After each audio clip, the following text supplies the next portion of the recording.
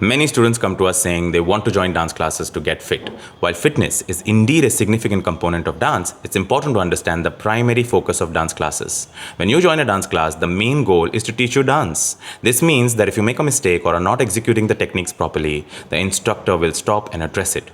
Their priority is to ensure you learn the dance steps and improve your technique, not necessarily to check if you're burning calories at that moment. On the other hand, fitness classes or dance aerobic classes are designed to train your body through exercises set to dance music. These classes focus on overall fitness and cardio using dance as a fun medium to achieve that. It's essential not to confuse a fitness class with a dance class and vice versa.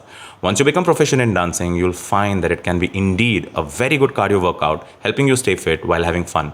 However, if your primary goal is to improve your fitness, it might be better to join a dedicated fitness class. And here's a fun fact. Zumba is not a traditional dance class nor a Latin dance form. It's a fitness-based dance aerobics class, typically set to Latin music. So if you've picked up some salsa steps in a Zumba class, don't consider it equivalent to learning salsa in a proper dance class.